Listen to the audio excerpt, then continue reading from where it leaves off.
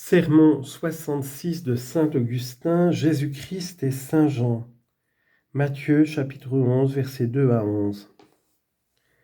La lecture du Saint-Évangile a soulevé devant nous une question relative à Jean-Baptiste. Que le Seigneur nous accorde de la résoudre à vos yeux comme il a résolu aux nôtres. Le Christ, vous l'avez entendu, a rendu témoignage à Jean, et il l'a loué jusqu'à dire de lui que nul ne l'a surpassé parmi les enfants des femmes. Mais au-dessus de lui était le Fils de la Vierge. Et de combien au-dessus? Le héros nous dira lui-même quelle distance entre lui et le juge qu'il annonce. Sans doute Jean a devancé le Christ par sa naissance et ses prédications, mais il l'a devancé pour le servir et non pour se préférer en lui. Tous les officiers du juge ne le précèdent-ils pas? Ils lui sont inférieurs quoiqu'ils marchent devant lui. Or quel témoignage Jean n'a-t-il pas rendu au Christ? Il est allé jusqu'à proclamer qu'il n'était pas digne de dénouer la courroie de sa chaussure. Quoi encore? Nous avons, dit-il, reçu de sa plénitude. Jean 1, 26 et 16. Il se donnait comme un flambeau allumé à sa lumière. Aussi se prosternait-il à ses pieds. Il craignait en s'élevant de s'éteindre au souffle de l'orgueil. Il était si grand qu'on le prenait pour le Christ et que si lui-même n'eût publié qu'il ne l'était point, l'erreur se serait accréditée et on aurait cru qu'il l'était. Quel homme humble!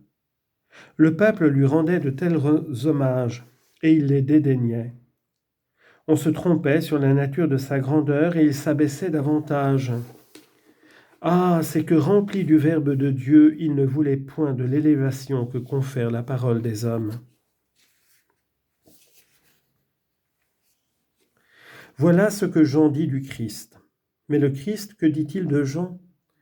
Nous l'avons entendu tout à l'heure, il commença à dire de Jean à la multitude, « Qu'êtes-vous allé voir dans le désert? Un roseau agité par le vent? Assurément non. Jean en effet ne flottait pas à tout vent de doctrine. Mais qu'êtes-vous allé voir? Un prophète? Oui, et plus qu'un prophète. Pourquoi plus qu'un prophète? Les prophètes ont prédit le futur avènement du Seigneur. Ils ont désiré de le voir et ne l'ont pas vu. Mais Jean a obtenu ce qu'ils ont vainement cherché.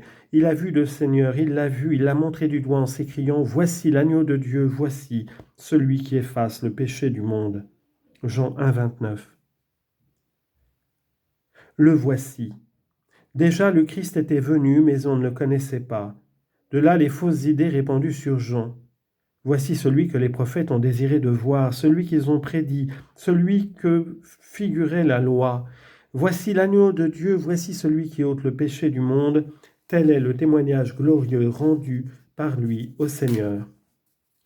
Et de son côté, parmi les enfants des femmes, dit le Seigneur, il ne s'en est point élevé de plus grand que Jean-Baptiste. Mais celui qui vient après lui dans le royaume des cieux est plus grand que lui. Par l'âge, il vient après lui, par sa majesté, il est plus grand que lui. C'est de lui-même que le Seigneur parlait ainsi. Combien donc Jean est grand parmi les hommes, puisque parmi les hommes, le Christ seul est au-dessus de lui. On peut encore donner aux mêmes paroles cette haute interprétation.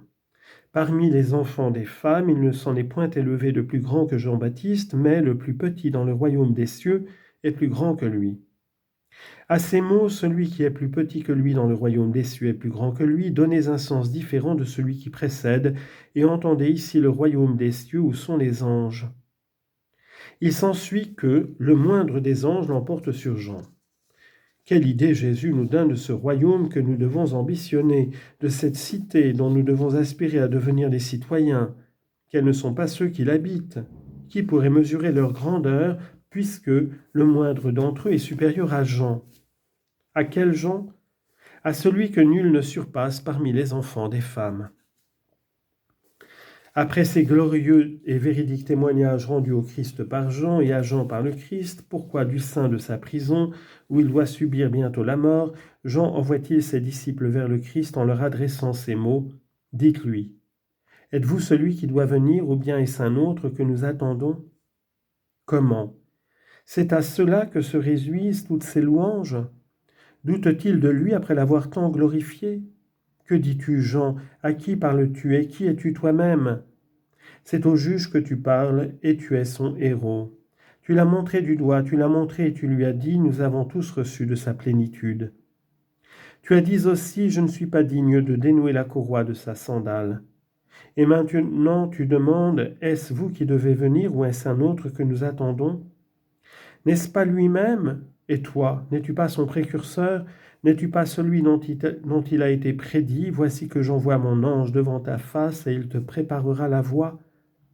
Comment lui préparer la voie si tu t'égares? Les disciples de Jean s'en allèrent donc, et Jésus leur dit, allez, dites à Jean, les aveugles voient, les sourds entendent, les boiteux marchent, les lépreux sont purifiés, les pauvres évangélisés, et bienheureux qui ne se scandalisera point à mon sujet. Ne vous imaginez pas que Jean se soit scandalisé au sujet du Christ. Ces mots « Êtes-vous celui qui doit venir » semblent l'indiquer, mais interroge mes œuvres. Les aveugles voient, les sourds entendent, les boiteux marchent, les lépreux sont purifiés, les morts ressuscitent, les pauvres sont évangélisés. Et tu demandes qui je suis? Mes œuvres sont des paroles. Allez annoncer, comme il retournait. Et pour empêcher de dire Jean était d'abord un homme de bien, mais l'Esprit de Dieu l'a abandonné, Jésus attendit leur départ, il attendit pour louer Jean, le départ des disciples de Jean. Comment donc résoudre cette obscure question? Répansions-nous ta lumière au soleil où s'est allumé ce flambeau? La réponse est d'une incontestable évidence. Jean avait des disciples à part, ce n'était pas pour se séparer du Christ, mais pour être prêt à lui rendre témoignage. Il fallait qu'il en eût pour rendre témoignage au Christ qui en avait, et pour voir par eux les merveilles de celui dont il aurait pu se montrer jaloux. Ces disciples de Jean avaient donc une haute idée de leur maître. Ils s'étonnaient de ce que celui-ci disait du Christ, et Jean, pour ce motif, voulut avant sa mort que le Christ lui-même confirmât son témoignage. Ses disciples se disaient sans doute, « Notre maître fait de Jésus un si pompeux éloge, Jésus ne le ratifiera point. Allez, demandez-lui, je ne doute pas, mais je veux vous instruire. Allez, demandez-lui, entendez de sa bouche ce que je ne cesse de répéter. Après le héros, entendez le juge. Allez, demandez-lui, êtes-vous celui qui vient ou attendons un autre? Ils allèrent, et pour eux-mêmes, non pas pour Jean, ils interrogèrent le Christ, et pour eux encore le Christ répondit, les aveugles voient, les boiteux marchent, etc. Vous me voyez, connaissez-moi. Vous voyez mes œuvres, connaissez celui qui le fait. Et bienheureux qui ne se scandalisera point à mon sujet. C'est de vous que je parle et non de Jean.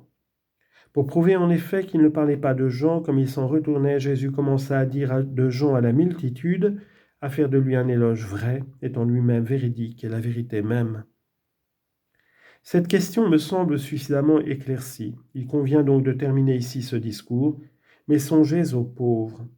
Vous qui n'avez pas fait encore votre offrande, faites-la, croyez-moi, ce n'est pas une perte. Que dis-je? Vous ne perdez pas ce que vous ne mettez point sur le char de la charité. Nous allons distribuer aux pauvres ce que vous nous avez donné. Je parle à ceux qui ont donné. Mais nous avons beaucoup moins que l'ordinaire. Secouez votre indolence. Je me fais mendiant pour les mendiants. Que m'importe? Ah, que je sois mendiant pour les mendiants, pourvu que vous comptiez au nombre des enfants.